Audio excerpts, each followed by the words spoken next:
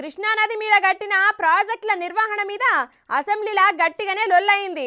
అధికార కాంగ్రెస్ ప్రతిపక్ష బీఆర్ఎస్ల మధ్య గీ ముచ్చట పొద్దటికెళ్ళి అందరు జూబెట్టురు కానీ కొత్తగా ఏమైనా చెప్పు అంటారా ఎట్లా? అయితే మీకోసం అసెంబ్లీ కామెడీ స్టార్కు సంబంధించి ఒక ముచ్చట పట్టుకొచ్చిన చూడుర్రి.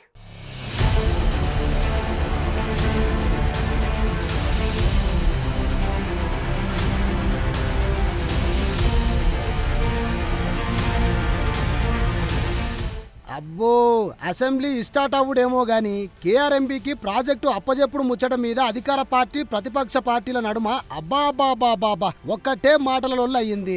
కాంగ్రెస్ వాళ్ళేమో మీరు చేసిన తప్పులు ఒప్పుకోర్రి, మేము వాటిని సరదిద్దుతాం అంటే చల్ మీరే తప్పులు చేసుకుంటా మా మీద నెడుతుర్రు అని బీఆర్ఎస్ వాళ్ళు. గట్ల అసెంబ్లీ మొత్తం ఒకటే హడావిడి నడుస్తుంటే మాజీ కార్మిక శాఖ మంత్రి మల్లారెడ్డి సార్ చూడుర్రు ఏం చేసిండో. అధ్యక్షుడికి ఒక రిక్వెస్ట్ చేస్తున్నా, 14-15 వసంత పంచమి ఉంది కాబట్టి అందరి కోరిక మేరకు, సభ్యులందరి కోరిక మేరకు పెళ్ళిళ్ళు 26,000 పెళ్ళిళ్ళు ఉన్నాయి కాబట్టి ఆ 2 దినాలు సభ పెట్టొద్దని మా రిక్వెస్ట్.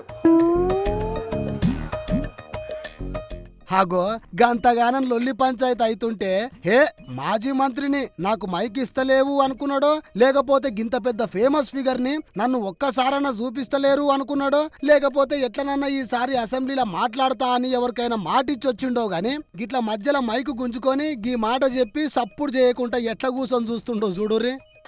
అధ్యక్షుడికి ఒక రిక్వెస్ట్ చేస్తున్నా, 14-15 వసంత పంచమి ఉంది కాబట్టి అందరి కోరిక మేరకు, సభ్యులందరి కోరిక మేరకు పెళ్ళిళ్ళు 26,000 పెళ్ళిళ్ళు ఉన్నాయి కాబట్టి ఆ 2 దినాలు సభ పెట్టొద్దని మా రిక్వెస్ట్.